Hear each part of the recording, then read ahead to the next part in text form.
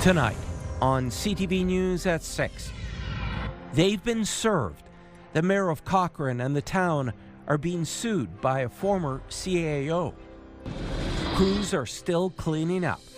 Do we have enough crews? Do we have the right equipment? Do we need to do a full review? It's been more than 2 weeks since a monster storm roared through Sudbury. And he's ready for liftoff. Canada, I am thinking of you, and I am hoping that all of you see your greatness reflected in this journey around the moon. Canadian Jeremy Hansen is part of the crew on a lunar mission.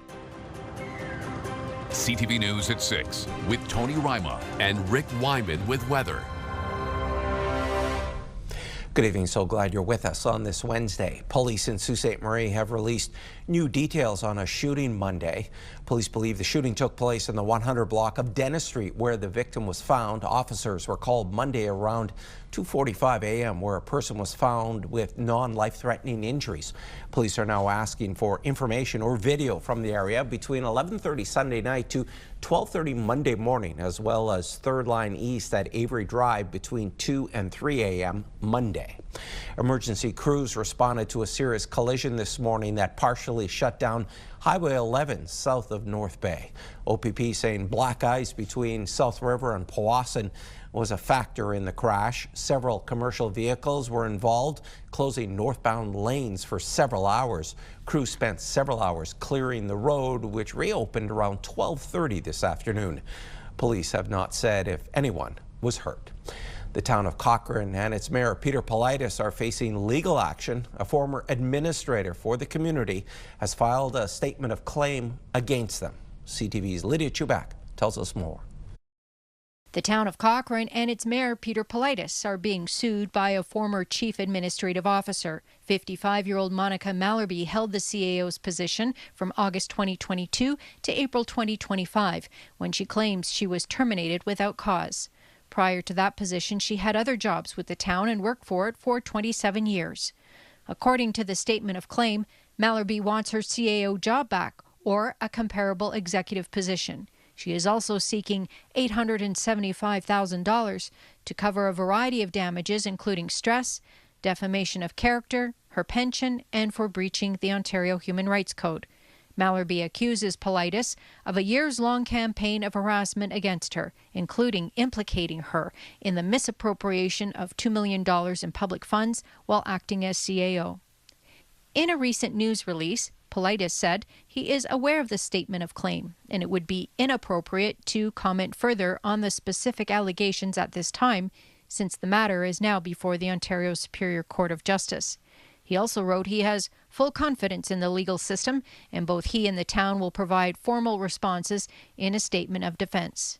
In an email to CTV News, Mallerby's lawyer wrote, Mallerby may discuss these matters publicly in the future, but at this time will not comment further as her lawsuit is before the courts.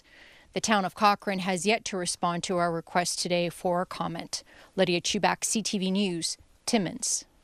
Details on who will pay out the settlement for the fatal roof collapse at the Algo Mall in Elliott Lake are surfacing. A legal team representing 300 plaintiffs launched a class action lawsuit in 2014, originally for $30 million.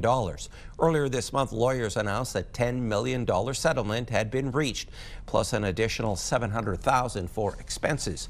A judge will review the settlement April 10th at a hearing, at which time the terms could be accepted. If they are, the city of Elliott Lake will pay the largest share of the proposed settlement at $3.5 million.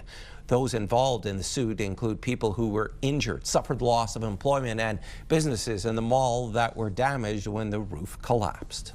A 13-year-old has been taken to hospital with non-life-threatening injuries after a snowmobile crash in Blind River. It happened Friday on an Ontario Federation of Snowmobile Club trail south of Lake Dewborn.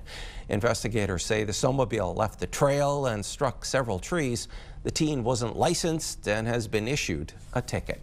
Charges have been laid after an assault that left one person in hospital in Sagamuk Anishinaabeg First Nation last week. Anishinaabeg Police Service were called to the First Nation last Thursday just before 4 in the afternoon, where they located a person with life-threatening injuries today. OPP that are assisting with the investigation say a 32-year-old man from the First Nation has been charged with aggravated assault. You can read more about this story on our website, CTV News Northern Ontario.ca. It's hard to believe with so much snow still on the ground. Today is the start of the Wildland fire season, which lasts until October 31st. The province says it's investing more in wildfire response, but the union representing those crews is sounding the alarm. CTV's Lindsay Alick reports. To prepare for the 2026 fire season, the province has added an additional 68 permanent staff and increased compensation. In a statement, the Minister of Natural Resources says our government stands behind the wildland firefighters, pilots, and support staff that make up our frontline response, and we will ensure they have everything they need for the upcoming fire season. We are seeing increased money for wildland firefighters on the ground. It's not where we'd like it to be, right? We're still nowhere near compensated in the same way as city firefighters and things like that. But there's also a whole world of under-recognized people in our program that are incredibly important. We're starting to see lots of media about air traffic controllers and lack of payment, and we have staff that are essentially air traffic controllers for wildfire, and they are horrendously underpaid. Noah Friedman is the vice president of OPSU Local 703, which represents approximately 60 people locally. And while he says an increase of $15 million this year is appreciated, it's not enough to support the program. If we look at a season like 2024, which was a relatively simple season, Ontario as an entire province burned an area roughly the size of a quarter of the greater Sudbury area. Not a big deal for us. We can handle that. But even in that season, we spent $171 million. Since 2018, Ontario has increased the annual base funding allocation for emergency firefighting by 93%, for a total of more than $65 million. Friedman adds that staff are currently working on an expired contract that came to an end at the end of 2024.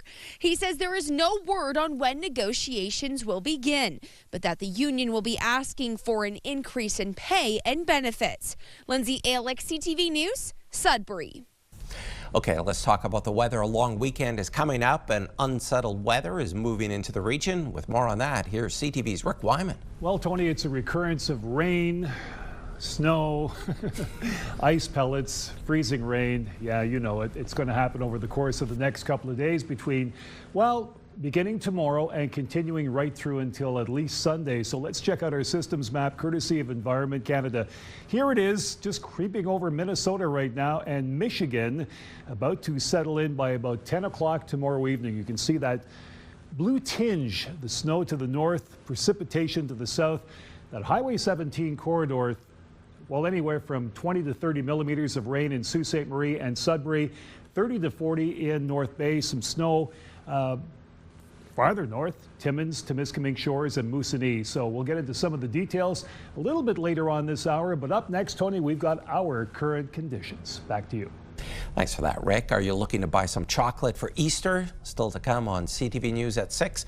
We head to Sault Ste. Marie for that story. But right now, we're going to downtown Timmins on Algonquin Boulevard. This live webcam is courtesy of that city. The temperature is -5 degrees. We will return in just a few minutes.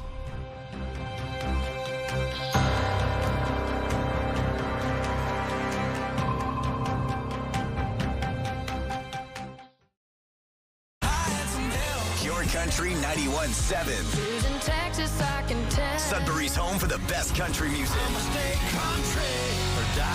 Listen for your chance to win $50,000 with Pure Country's big 50K payday. It's been 50 years since Ontario first passed its seatbelt law requiring everyone in a vehicle to buckle up. Police are using the opportunity to remind motorists of the impact. CTV's Angela Gemmell has more from Sudbury. It takes only seconds to snap in a seatbelt, but even after 50 years, it's a safety measure provincial police still have to enforce. Most motorists are aware of the risks of not wearing a seatbelt, and OPP says compliance is high. In general, I think it's stats show that most people do, or most drivers do, or most vehicle occupants do. However, across Ontario last year, OPP laid a total of 13,560 charges to those not wearing a seatbelt. Also in 2025, 41 of the total road fatalities investigated by the OPP, not wearing a seatbelt was a contributing factor. It saves not only lives, but serious injuries at times as well. So it just prevents occupants from being either ejected or possibly getting injured even more severely inside the vehicle during a collision. Thibault says parents need to make sure children are buckled up and in the right car seat for their weight, height, or age. By doing so, not only you're protecting yourself, but you're also ensuring that there's no tragedies and your family doesn't have to deal with the aftermath of you usually losing your life over not wearing a seatbelt. This Easter weekend, OPP will be conducting the annual seatbelt campaign, checking that drivers and passengers are buckled up. Please ensure you are wearing your seatbelt the way it was designed to be worn, not under your arm and not behind your back. Both of those variations can result in you receiving a ticket for wearing your seatbelt improperly. In Ontario, failing to wear a seatbelt carries a fine of between $200 and $1,000 plus 2 demerit points. Other consequences could be more deadly. Angela Gemmell, CTV News, Sudbury. As we told you this week, there will be a review of the response to the historic storm that hit Greater Sudbury March 15th and 16th. The special weather event brought 42 centimeters of snow along with freezing rain. CTV's Alan Everson reports. The cleanup continues to widen streets and get sidewalks open. Mayor Paul LaFave has asked for a full review of the city's response to the storm and was unanimously supported by council. Well, the challenge is certainly of having that much snow in that little time. Our plows got stuck, right? And then the whiteout conditions. So those are things that we don't control. That's Mother Nature. However, that being said, there's still opportunities to learn and make sure that, how do we get the crews out there? Do we have enough crews? Do we have the right equipment? We need to do a full review. LaFave says it's council's responsibility to take what is learned from the storm and ensure the city comes back even stronger. The weather changes that we're seeing upon us, certainly in the last few years, I think it's going to happen more often, and we got to be better prepared. Council received an interim storm response report Tuesday night, which showed 15 contractors joined city crews to operate 160 pieces of equipment, which is roughly double the norm. It also required the city to hire people unfamiliar with your municipality. The city confirms the heavy snow is making it slow going for some equipment. Well, the massive snow that we had on our sidewalks and how thick it is with the freezing rain that was on top of it, our machines didn't really have the power. Usually they run at about 8 kilometers an hour. They are running right now at 2 kilometers an hour. So that just goes to show the significance of it and the delays in the response. That is a major challenge. The city confirms it maintains over 3,600 kilometers of lane municipal roadway. The storm response staff report will be presented to council in June. The city says during the cleanup so far, over 6,200 truckloads of snow have been hauled to the snow dump. Alana Everson, CTV News, Sudbury. And the city of Greater Sudbury is closing a section of a street downtown as of Monday. Van Horn Street between Shaughnessy and Minto Streets will be permanently closed as part of the ongoing transformation project for the Event Center construction. The road is shut down effective Monday, April 6th, and will not impact access to parking. It is a site we are about to see more often. Say hi, Northlander. Hi, North. And they can see us, so wave. You can wave. North Bay residents were in awe last night as the Ontario Northlander test train arrived in our region. This video courtesy of Ryma, who captured the moment the train and its crew arrived in the gateway city. Ontario Northland and the province have yet to reveal when regular service might start, only that it will be sometime this year. One of the sweetest holidays is just around the corner, and in Sault Ste. Marie, folks are stocking up while supporting local kids. CTV's Corey Nordstrom has that story. The second year of sweetened chocolate and confectionery has been a big success. We probably tripled our sales of what we started out with for year one. And I think people are starting to realize where their money's going. They're giving back. And that's our big selling feature. The proceeds from their chocolate sales goes back into the school board to support breakfast programs across the district. At least 4 different departments and clubs contribute to the sweetened operation. Griffin Babineau wants to pursue culinary arts in college, and in addition to being able to sample the sweets that break, he says this co-op gives him the experience he's been looking for. It definitely helps show you what will be happening, so you can kind of see if this is what you want to be doing and this is the type of environment you'd want to be in for the rest of your life. Which me, I've been enjoying my time here as much as I can. It's giving kids a sense of learning about business, learning how a business operates, while also enjoying the Easter season as well. Though the cost of cocoa is down from record prices in recent years, they remain high. But that hasn't slowed down sales this Easter season, with more than 5,000 holiday-themed items purchased in the last month. Staff and students have been selling the sweets at the Station Mall. Thank you. Happy Easter. Thanks, you too. As well as the Legion, Sioux Market, Greyhounds games, and more. It has been really busy, especially during plays when we have them at our school. There's a lot of people coming in, looking at the chocolates, our mystery bags. It's a lot. And then at Greyhound games, we sell out pretty quick. The big Easter bunnies, or just the Easter bunnies in general. There's also some little chocolates, some Easter chocolates. They sold out pretty good. For those seeking last-minute Easter treats, the folks at Sweeten will be here at the Station Mall from 10 to 5 tomorrow and at the Sioux Market from 8:30 to 2 on Saturday. But staff warn that it's likely they'll be sold out well before closing. Corey Nordstrom, CTV News, Sault Ste. Marie. Chocolate. Back now for a check on your current conditions with Rick. I can use a little bit of that sweet stuff right now. Hey, why not? Just before supper, just to ruin everything for supper tonight. Forecast radar, Tony. Courtesy of Environment Canada, we've got a system moving in which will bring some snow and rain. We'll get into that a little bit later on with the 7-day numbers. But first, let's check out our current temperatures. Variation compared to what we've experienced the last couple of nights. More sunshine, though. -12 in Moosonee, Cochrane -7, Timmins -5, and Kapuskasing -6. Continuing in Chapleau -4, Wawa -1, and in the Sioux at +1 this hour. How about Parry Sound? Some sun and cloud at 2 degrees. Then moving on up to North Bay.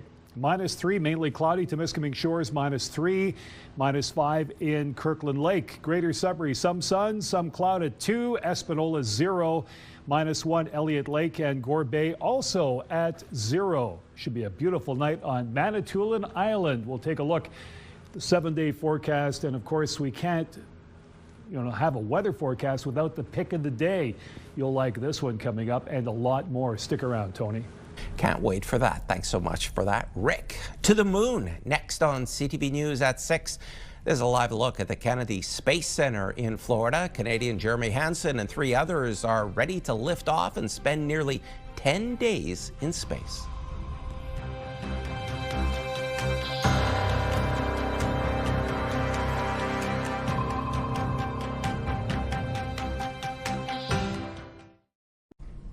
Welcome back. NASA's Artemis mission lifts off in just moments. On board, Canadian Jeremy Hansen, the first Canadian to leave low orbit. He had this message for Canadians ahead of today's launch. It's 12:30 a.m. It's the day of launch, so it's time to go to bed. I get about 9 hours of rest before I need to get up and start getting ready to head to the launch pad.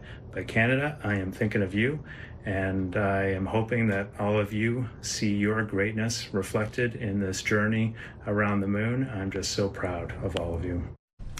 And we'll have video of the Artemis launch for you later in our show. In North Bay yesterday, the country's Chief of Defence Staff reiterated Canada will not become involved in the Middle East conflict, while 22 Wing General Jenny Carignan answered questions about the media and the war between the United States, Israel, and Iran. The general had previously ruled out any Canadian military involvement and stands by her decision as the war enters its 5th week. She did say once there's a cease in hostility between the warring countries, Canada's involvement could change to help and support Gulf partners. We could, of course, consider various options at that moment, but we are monitoring very closely with our partners and allies to make sure that we understand the various considerations in the area, but again, looking forward to see how this is going to evolve in the future. But how long until hostilities cool in the Middle East is in question today, as U.S. President Donald Trump posted on social media this morning that Iran's new president asked for a ceasefire. The post goes on to say, quote, "We will consider when Hormuz Strait is open, free and clear. Until then, we are blasting Iran into oblivion," or as they say, back to the Stone Ages. But Iranian state media says its government rejects Trump's claims. An Islamic Republic of Iran news network anchor said Trump's remarks about Iran seeking a truce were false and baseless, citing the country's foreign ministry spokesperson.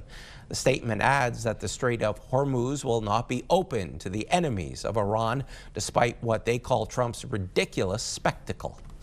There's a new battle brewing in the trade war between Canada and the U.S. American officials published a list of trade irritants with our country, pointing to the Buy Canadian policy as a thorny issue. CTV's Mike LeCouture has more. The country's iconic symbol of democracy will soon be protected by Canadian steel. During the next phase of renovations, the Peace Tower will be encased by steel scaffolding from Hamilton-based Walters Inc. But it may not have happened if not for the Buy Canadian provision. It would have been more difficult, and the chances are that much of the material, at least the raw material, would have come from the United States as opposed to from Canada. As of December of last year, the government mandated that publicly funded infrastructure projects should prioritize Canadian workers and industries. Even though the U.S. has a similar provision, the American trade representative cited Canada's version as a trade irritant. The Minister for Canada-U.S. Trade downplayed the list of irritants, saying talks are continuing. There was a high-level meeting this week in Washington between senior officials from Canada and the United States to discuss these and other issues. So none of this is surprising to us. The removal of American liquor off many provincial store shelves is also on the list of irritants, as is Canada's Online Streaming Act and the Supply Management System, which restricts the import of American dairy, poultry, and eggs into this country. Meantime, Mexico is seemingly further ahead in trade negotiations with the U.S., engaging in technical discussions with the Americans. I think the Canadian government is stalling for time. They think that Trump, my guess is they think Trump is weak. They want to sort of see if they can get this deferred into the midterms. Minister LeBlanc says he'll continue to speak regularly with his American counterparts about the CUSMA review, even as the deadline to decide the deal's fate is just 3 months away. Mike LeCouture, CTV News, Ottawa. And there's more news still ahead, but first, here's your full weather forecast with Rick.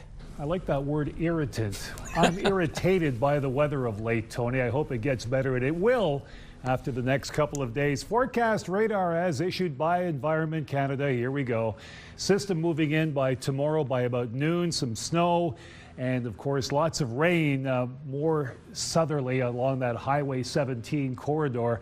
We'll get into some of the numbers momentarily. Overnight conditions, clear skies, wind chill minus 15, Greater Sudbury, minus 12 in the Sault, Timmins minus 21, minus 18, 19, Temiskaming Shores, North Bay minus 13. As well in Moosonee, minus 31 with the wind chill tonight. Caphurst minus 24, minus 13 in Wawa, Gore Bay minus 13, and wind chill in Parry Sound minus 10. That is going to change dramatically. Sudbury Nickel Belt, we've got snow, freezing rain, ice pellets, and tomorrow evening anywhere from 20 to 30 millimeters of rain. That's tomorrow evening, but during the day, this is what you've got. Rain Friday on Good Friday, Saturday more rain, sleet on Easter Sunday +1. That's going to be rough going for the Easter Bunny. Monday, we've got chance of flurries at -1 and +1 Tuesday with sunshine. Meanwhile, in Sault Ste. Marie, Algoma, more rain tomorrow evening, but during the day, starting at after 12, 1 o'clock, freezing rain, ice pellets, and 0. Freezing rain and rain Friday. Freezing rain and rain again on Saturday. Then the chance of flurries as things cool down. Chance of flurries on Sunday and Monday, 2 and +1 your highs. Tuesday, sunshine and +1. Moving on over to Timmins and Cochrane Kapuskasing. Cloud and flurries tomorrow, -3, some sleet Friday, snow Saturday, snow Sunday. Monday, some sun and cloud, -4 and -1 on Tuesday. Normally, you should be sitting at around +5, but a far cry from that over the course of the Easter weekend. A similar story in Temiskaming Shores, Kirkland Lake. Snow and ice pellets tomorrow, -1. Freezing rain and rain. Good Friday at 3. Sleet Saturday. Chance of flurries on Sunday. More of the same on Monday. -1, -2 your daytime highs. Tuesday warming up just a bit. A little bit of sunshine going on. And again, your high of 0. A look now at what's happening in North Bay and West Nipissing as to what's going to happen. Snow and ice pellets for tomorrow. 0 your high, then rain tomorrow night. 30 to 40 millimeters. Friday, we've got rain, 11 degrees, 7 on Saturday with the rain, sleet Sunday at 2, -1 Monday, chance of flurries. Tuesday, sunshine and 0. Again, your normal pretty well across the Northeast, around 4 or 5 degrees. Nowhere near that. Let's check out our pick of the day, if you will. Doreen Stevens took this recently. Doreen, just catching up with some of the email and some great picks. This is a drive from Sturgeon Falls, she tells me, to North Bay. So she managed to get that beautiful pick. Thank you so much. I appreciate that. We'll actually have another pick of the day coming up tomorrow at the same time. Still to come, renovate or reface your cabinets. I'll have that story coming up on tonight's segment of Ask an Expert.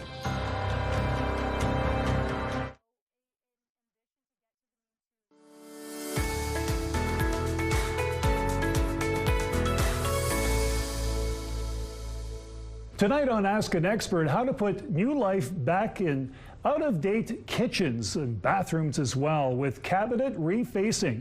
My guest tonight is Ryan Trudeau of All Surface Solutions. He has all the answers. Ryan, thanks for dropping by. Thanks for having me. Okay, what is cabinet refacing? Well, cabinet refacing involves removing of the original doors and putting new doors on with soft close hinges and hardware, and veneering the sides of the cabinets with the same material that the doors are constructed of. It essentially replaces all the exterior components to make it look like a brand new kitchen.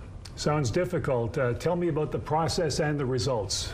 Well, the process would be to remove all the old cabinetry pieces, and then you sand, prime, and then you apply the veneers and edge banding and install the doors with the handles and hardware, and it really turns it into a new kitchen. If the boxes on the wall are stable, then it's a great process for you. Okay, so you're telling me there's really no hassle. What about the savings involved in doing something like this as opposed to a complete kitchen reno?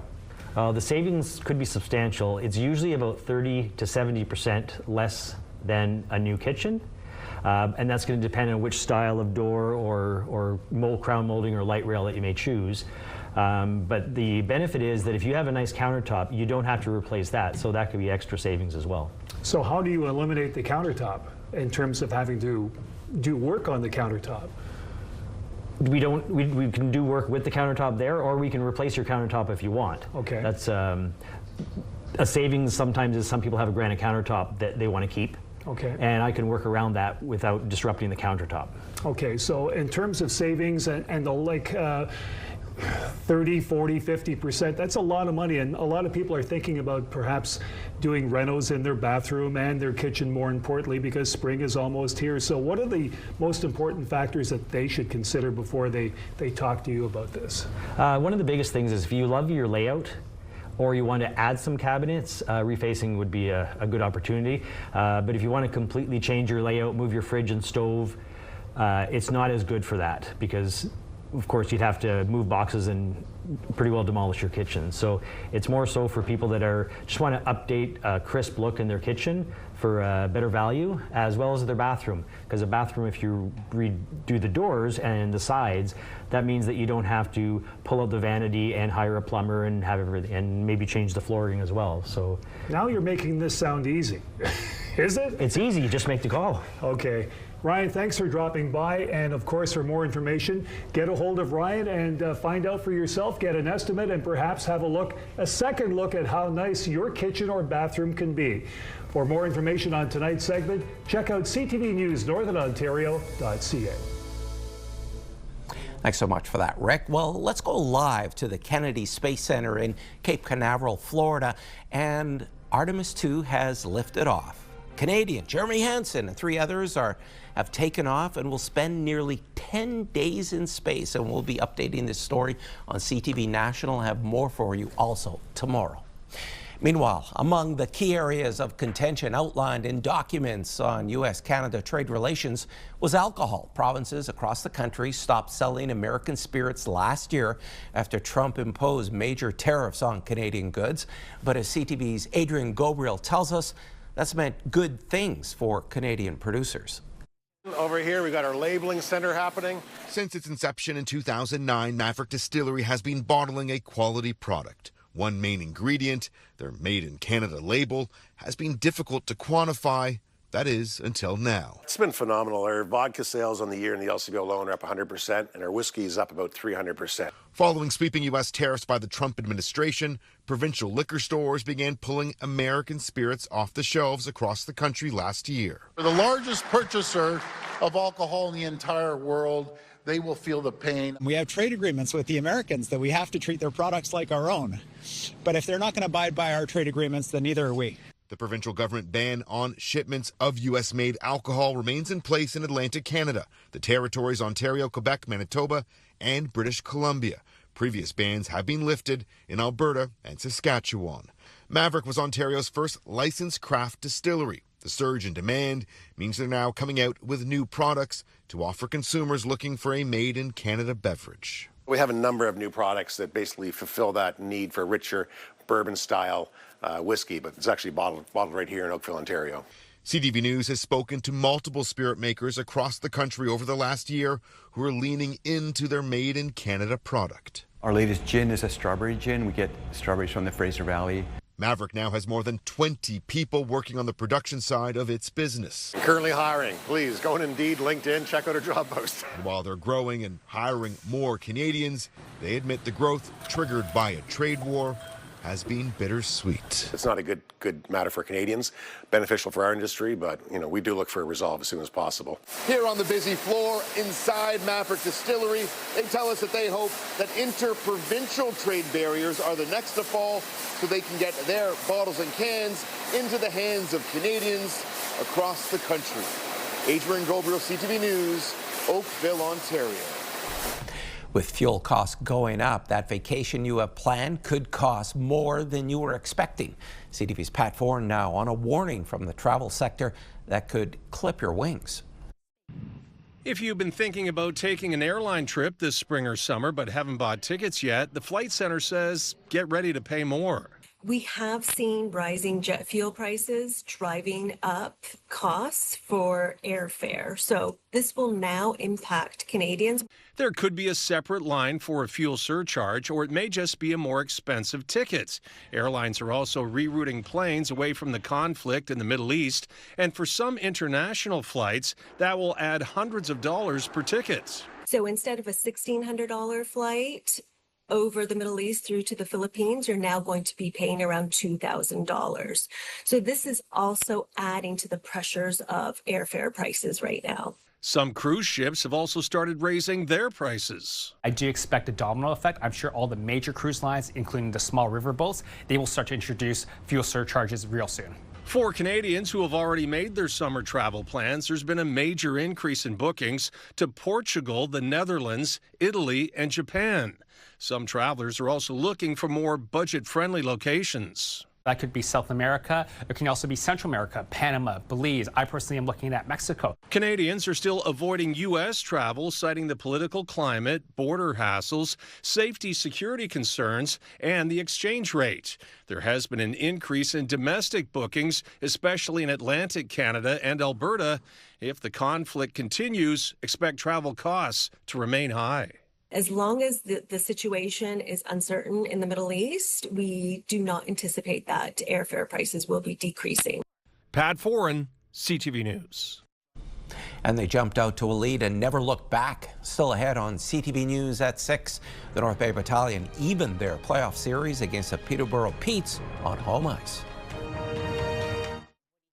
A new competition at Trillium Health Partners in Mississauga aimed at finding ways artificial intelligence can help improve healthcare has chosen the ER as the winner. As CTV's Pauline Chan tells us, it plans to use AI to cut the time spent on scheduling from hours down to minutes. Registered nurse Jackie Rodricks is the clinical manager of the emergency department at Credit Valley Hospital. And right now she spends hours planning the nursing schedules, more if someone calls in sick or demand jumps. There's about 40 staff per shift, working 4, 8, and 12-hour shifts. Not only are the length of shifts different, so are the nursing qualifications, and you have to have the right combination in each shift. Nurses all have qualifications for different assignments in the department. And when you first work in an emergency department, you work in some of our less acute areas. Then you have more school and education, and then you get to work in our acute and resus area. Now funding from a new competition called the AI for Better Health Catalyst Challenge is supporting the use of AI in creating the nursing schedules. The emergency department proposal was chosen from 60 entries last week, all suggesting how AI could improve their work, and the entries concerned everything from housekeeping to mental health. With the AI tool, we can take what normally takes our managers 7 hours and condense it into a matter of minutes. This is going to put us back at the bedside. Roderick says saving time in scheduling means more time to spend with patients and supporting the ER staff to do their jobs more easily and safely.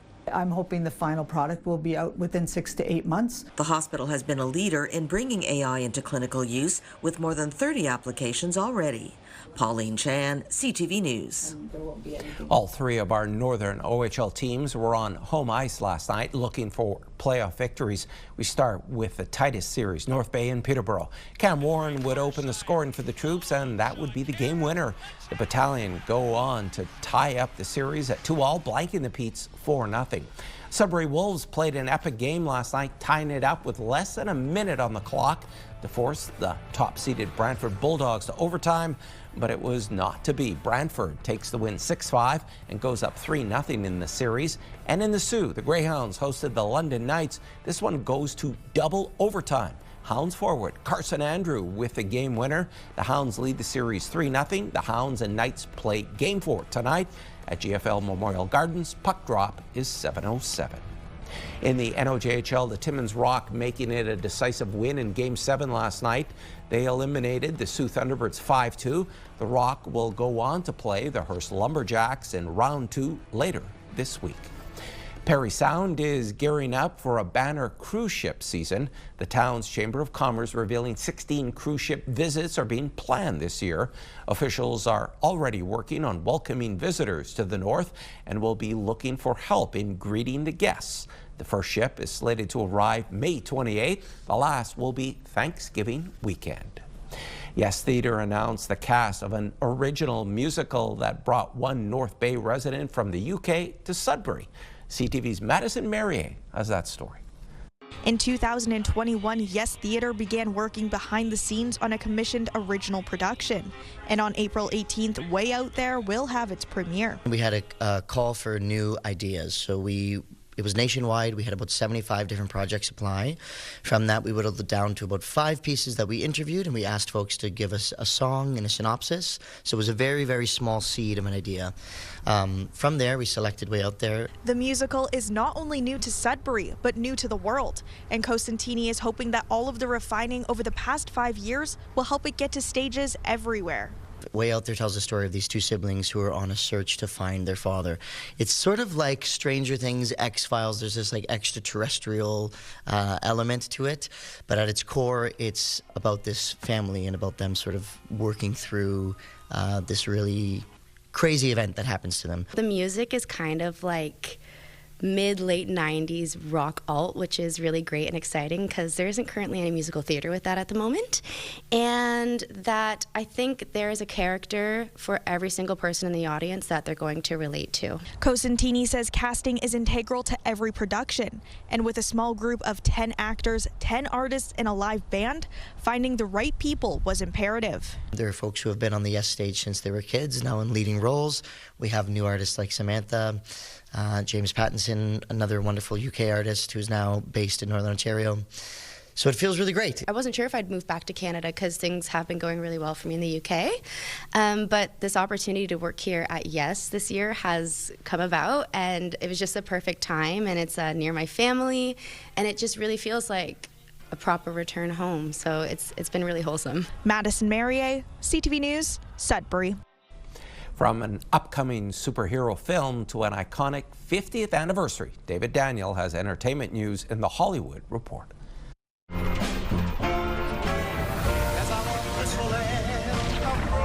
Crypto and I at least had each other. Honestly, I thought we were lucky. But luck, almost by definition, runs out. Kara Zor-El has just days to save her dog Crypto and anyone else she can in the new trailer for Supergirl. Millie Alcock and Jason Momoa star in the superhero flick, flying into theaters June 26th. Is this your last shift? For a while, yeah. Healthcare workers can see the season 2 finale of The Pit early in theaters. Warner Brothers and Alamo Drafthouse are teaming for special screenings around the U.S. on Monday, April 13th, before it streams on the 16th. Search The Pit at drafthouse.com for more info. Come up to the lab and see what's on the slab. 50 years ago Wednesday, a New York theater began midnight showings of the Rocky Horror Picture Show, and a phenomenon was born. To mark the anniversary, the documentary Strange Journey, the story of Rocky Horror, is returning to theaters, starting April 24th in New York and then expanding to more cities in May. Doing the time warp in Hollywood, I'm David Daniel.